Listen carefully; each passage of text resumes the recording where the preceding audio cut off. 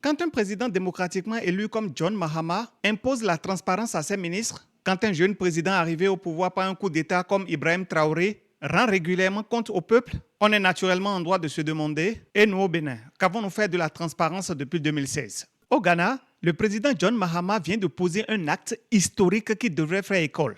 Le 18 février 2025, il a officiellement soumis sa propre déclaration de patrimoine à l'auditeur général, M. Johnson Akwamoah Asiedu, marquant ainsi son engagement personnel envers la transparence. À cette occasion, il a fixé une date butoir au 31 mars 2025 pour que tous les ministres, vice-ministres, collectivités locales, PDG d'entreprises publiques et autres hauts fonctionnaires déclarent leurs biens, conformément à l'article 286 de la Constitution de 1992 et à la loi de 1998 sur la déclaration de patrimoine des titulaires des charges publiques. Ceux qui ont manqué cette échéance ont été sanctionnés. 3 mois de salaire seront prélevés pour supporter le Ghanaian Medical Trust Fund, entendez Fonds de soutien médical du Ghana, un peu comme le projet H chez nous.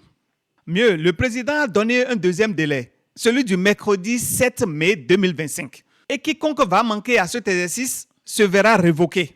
Voilà ce qu'on appelle une rupture avec la complaisance. Une vraie. Mais il est allé plus loin.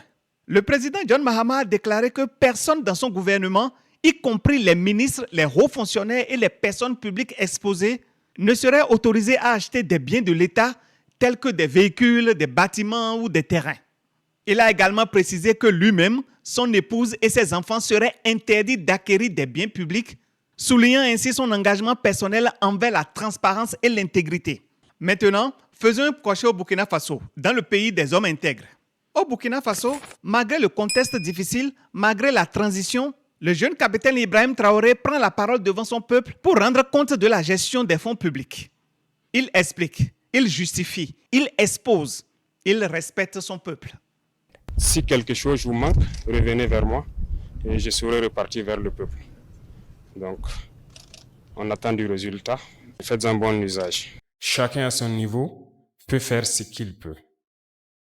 D'autres sont dans le commerce et contribuent. D'autres essaient de communiquer pour vous encourager. Voilà un exemple de redevabilité même dans l'instabilité.